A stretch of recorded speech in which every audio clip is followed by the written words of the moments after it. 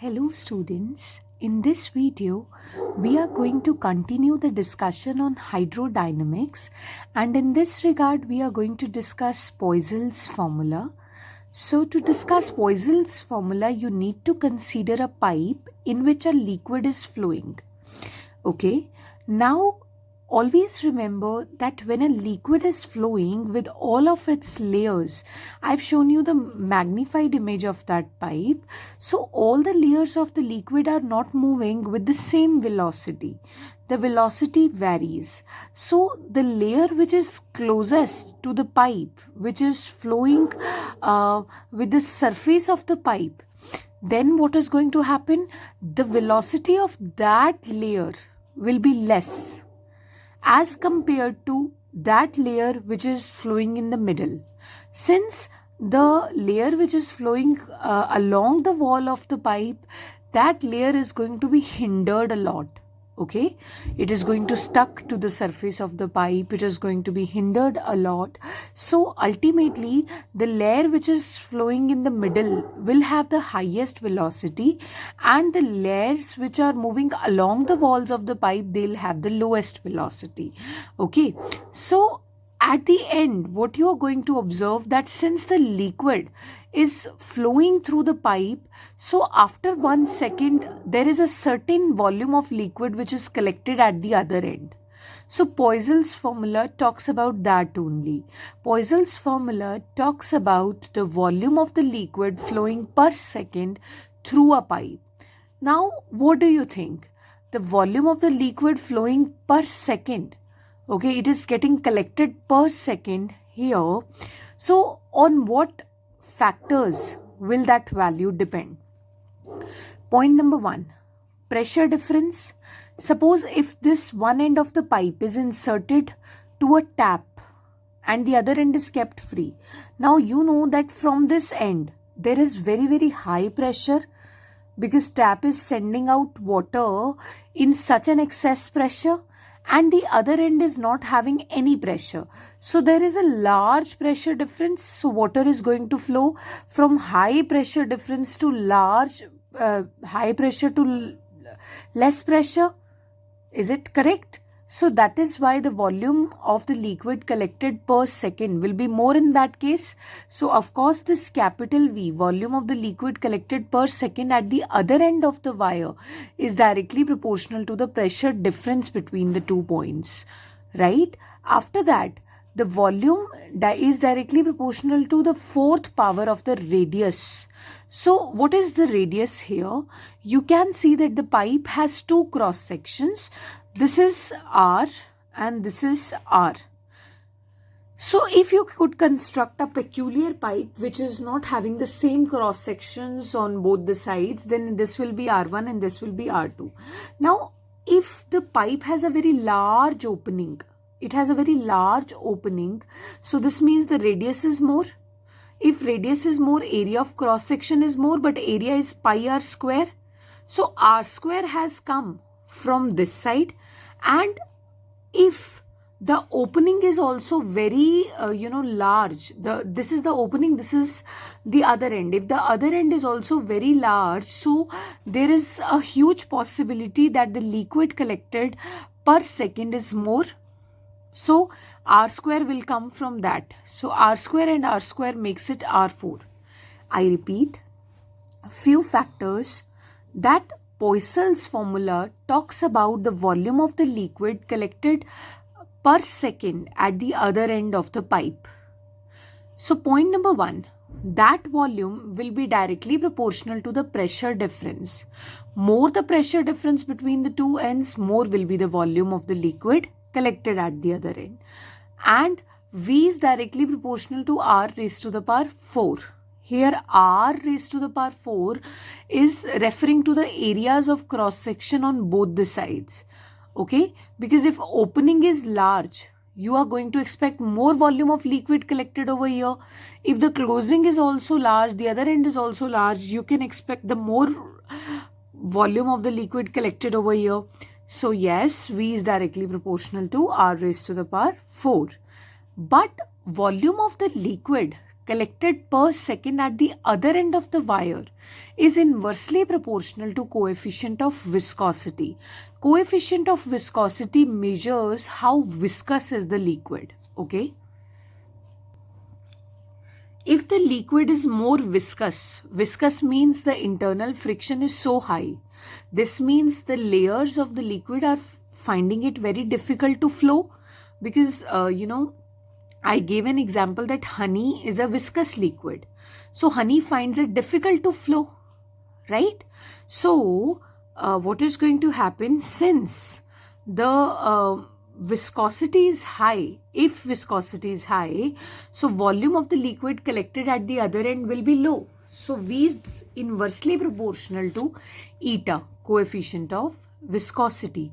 Also, this volume of the liquid flowing per second is inversely proportional to the length of the tube. More will be the length of the pipe. More will be the length of the pipe. In 1 second, very less volume will be collected because the liquid will have to flow a larger path owing to the bigger length of the pipe. So V is inversely proportional to length. So when you combine all these factors, you're going to get volume of the liquid flowing per second is directly proportional to P R4 upon eta L. And when you replace this proportionality, sign of proportionality, by equality, there has to be a constant, and that constant is pi by 8. So this way, this formula is known as Poiseuille's formula, right? So after that, I leave this as an exercise for you people. The question is, derive Poiseuille's formula using dimensional analysis. So you can write that whenever a liquid flows through a pipe, the volume of the liquid flowing per second depends upon pressure difference, it depends upon length, it depends upon radius, it depends upon coefficient of viscosity. So using dimensional formula, let us suppose this is A, B, C and this is the formula. So this way you can solve the equation, right? And you can find out the value of A, B, C. Ultimately, you will reach to the point where you will see that the formula comes out V is equal to K P R4 eta into L. So, you have to derive it using dimensional analysis. After that, we are going to study Stokes' law. Now, what is Stokes' law? Suppose you have a container filled up with a viscous liquid. Okay, you have a container filled up with viscous liquid. When you drop a spherical body in that container, that spherical body will try to come down because of the gravitational force.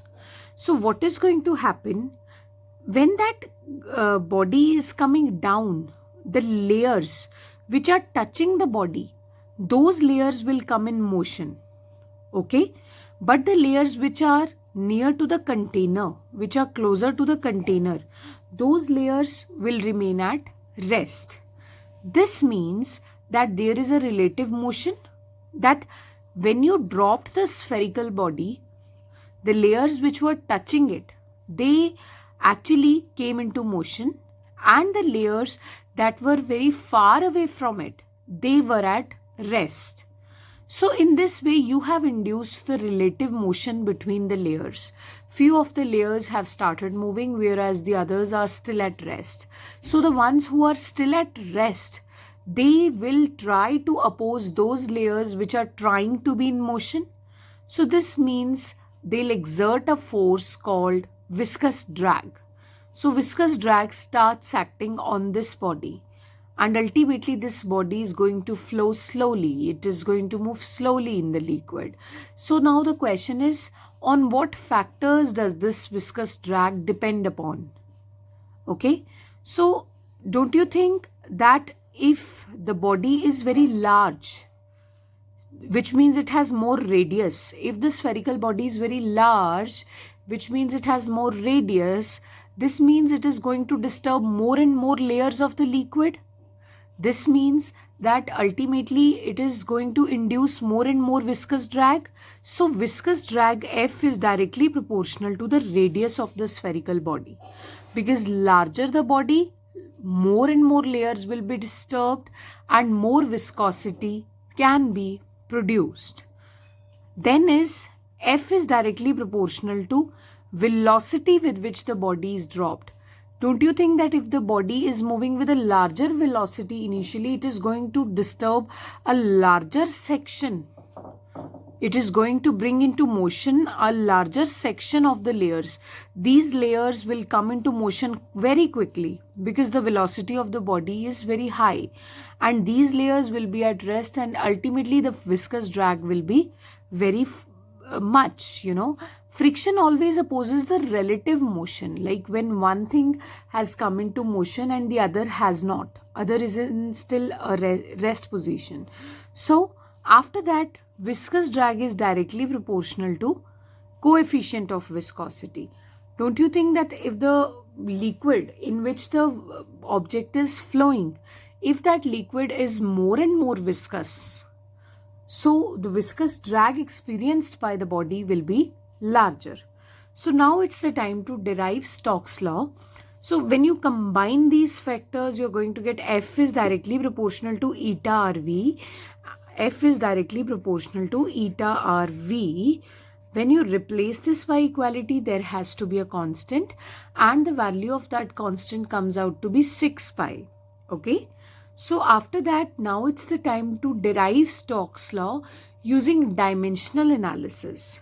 So again the same thing, viscous drag is known to depend upon coefficient of viscosity, radius, and velocity and radius. Let us take that this depends upon A power of eta, B power of V, and C power of R. So using dimensional analysis, F, the dimensional formula for force is mLT minus 2, and eta is this, V velocity LT minus 1, R radius L. So solve this way and find out the value of ABC by comparing the powers of mass on both the sides, length on both the sides, and time on both the sides. So you will get A is equal to 1, B is equal to 1, and C is equal to 1, which means eta is raised to the power 1, V raised to the power 1, and R raised to the power 1. So ultimately the formula becomes force is equal to 6 pi eta R V. So this is Stokes' law.